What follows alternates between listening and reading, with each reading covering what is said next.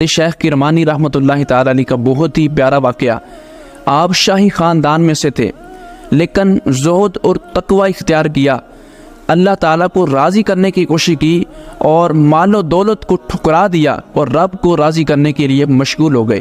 تو آپ کے نقش قدم پر چلتے ہوئے آپ کی اولاد بھی زہد اور تقوی اختیار کیے ہوئے تھی۔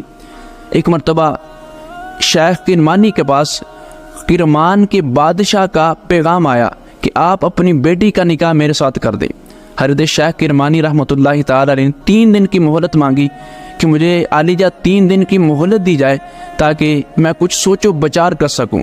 حضرت شیخ کرمانی رحمۃ اللہ تعالی علیہ اپنی بیٹی کا نکاح کا رشتہ ڈھونڈنے کے لیے نکل پڑے۔